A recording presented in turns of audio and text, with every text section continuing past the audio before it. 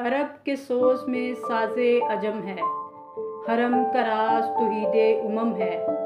तही वहदत से है अंदेशाए गर्ब के तहज़ीबे फ़रंगी बेहरम है। अल्लामा इक़बाल रहमतुल्लाह अलैह फरमाते हैं, अरब के सोज़े इश्क ही में अजम यानी दुनिया भर की फलाह और बहबूद है।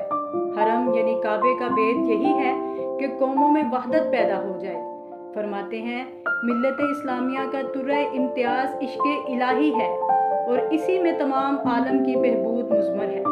इसकी तफसील ये है कि अगर मुसलमान इश्क़े इलाही से सरशार हो जाएं तो वो तौहीदे इलाही की अशात में सरगर्म हो जाएंगे और तौहीदे इलाही की अशात का नतीजा ये होगा कि तमाम अक़वाम आलम में वहदत का रंग पैदा हो जाएगा।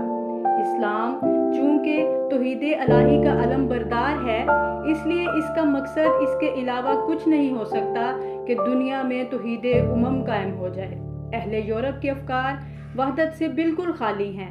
इसकी वजह यह है कि यूरोपी तहजीब का कोई काबा नहीं, मगर भी अक़वाम के जहन में वहदत उमम का तसव्वुर इसलिए पैदा नहीं हो सकता कि उनकी तहजीब अक़ीदा तौहीदे इलाही से बेगाना है।